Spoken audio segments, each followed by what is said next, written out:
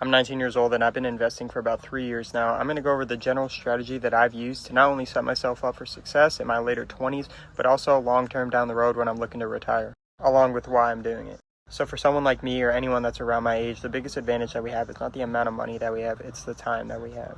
Unlike the majority of people who are extremely worried about how their investments are doing, I'm not retiring within 5 years.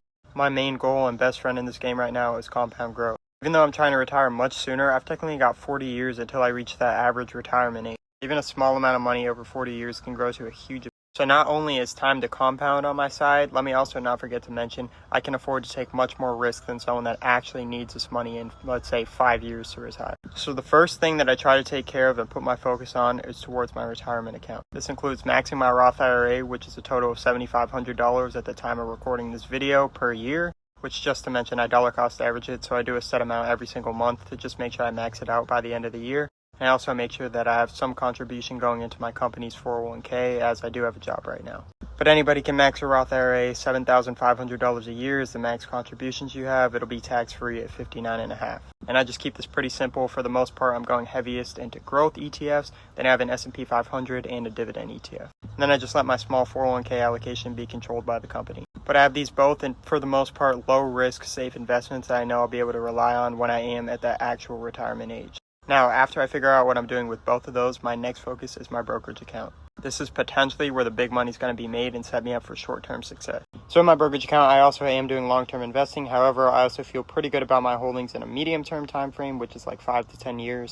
Pretty much my goal with this is to hold a lot of these stocks long-term, let it compound over time, just like the other accounts. However, I do plan to trim this account along the way when I go to make big purchases, like buying a home, just buying like an expensive car, which I've always liked my whole life, but that'll come down the road when I make a lot more money, and just things like that. But as you guys know, in my Roth IRA, I keep it strictly ETFs, a growth ETF, an S&P 500 ETF, and a dividend ETF. While on this account, I do it a little bit different. So I do have 40% in ETFs still in my individual brokerage account, but I also have 40% into individual stocks that I actively manage, and then 20% into crypto. So my ETFs, which make up, again, 40% of my account, just give me broad market exposure and keep me on the lower risk end. I do go across a few sectors, but pretty much most of the entire ETFs that I'm in are just between an S&P 500 and a growth ETF, which is QQQM. Now, moving on to individual stocks, I'm mainly just an individual growth stock.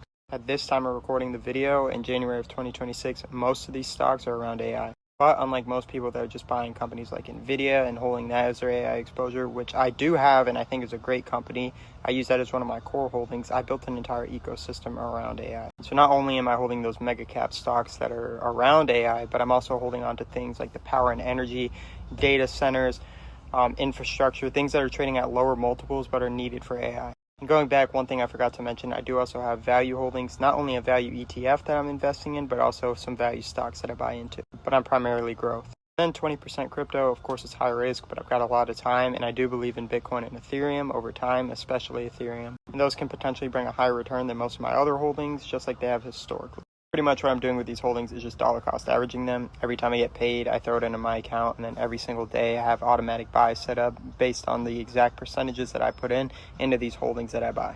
That helps me take out a lot of the stress of trying to time the market and just invest it for me, so I don't really have an option. If the market tanks, I just see it as more opportunity. I just throw cash into my top core holding. And again, I could really hold this portfolio completely long term if I really couldn't touch it in the next 5 to 10 years. Like, let's say we just had a major bear market, I would just continue to keep throwing cash at it. Not to say that we're not going to see a lot of volatility though, and most likely some big drawdowns.